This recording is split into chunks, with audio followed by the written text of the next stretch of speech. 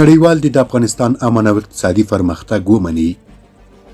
4 لسیزې په افغانستان کې په مختلفو نومونو او د بیلابیلو اهدافو لپاره خونړۍ جګړې وشوې. دلته شوروي اتحاد او ناټو خپل بخت وازمایه. پر پرمختللو تجهیزاتو سنبال لسګونه زره عسکر یې کلونه وساتل. د امنیت، عدالت او پرمختګ دروغجن شعارونه یې زمزمه کول. خو بیا هم نه یوازې افغانستان امنیت، عدالت او پرمختګ ته ونه رساو، بلکې د هرې ورځې په تېرېدو ناامنۍ، ظلم او فساد زیاتېده. د امریکایي او ناټو ځواکونو د اشغال پر مهال دلته هره ورځ په اوسط ډول له 300 ډیرو افغانانو خپل ژوند له لاسه ورکاوه. افغانستان د نړۍ په کچه د نشهیي توکو د کرکیلې او تولید او دغه راز د فساد په نوملړ کې لومړی ځای درلود. له وژنو، اختطافونو او غلاو خلک تر پوزې راغلي وو. خو 1.5 کال وړاندې د افغانستان اسلامي امارت په مشرۍ د افغانستان د خپلواکۍ غورځنګ بریالی شو. اشغالګر وتښتېدل، افغانستان خپلواکي واخیسته، یو خپلواک اسلامي نظام حاکم شو. د جګړې او ناامنیو ځای ډاډمن امنیت ونیو. د نشهیي توکو کرکیله او تولید او دغه راز د فساد او جرمونو په وړاندې رښتینې مبارزه وشوه.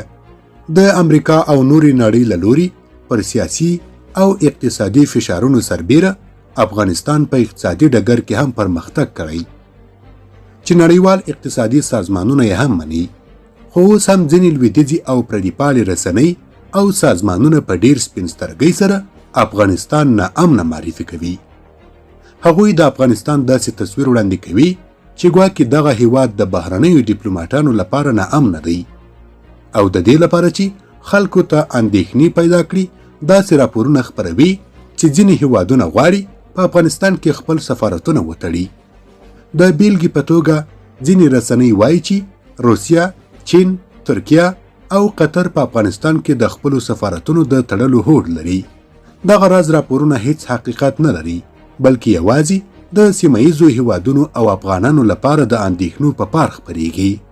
لنډه دا چې افغانستان اوس له بل هر وخت ډیر امن هیواد دی.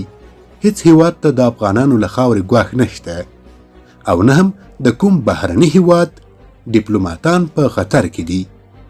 نړۍ دې په ډاډه زړه له افغانستان سره سیاسي تعامل وکړي.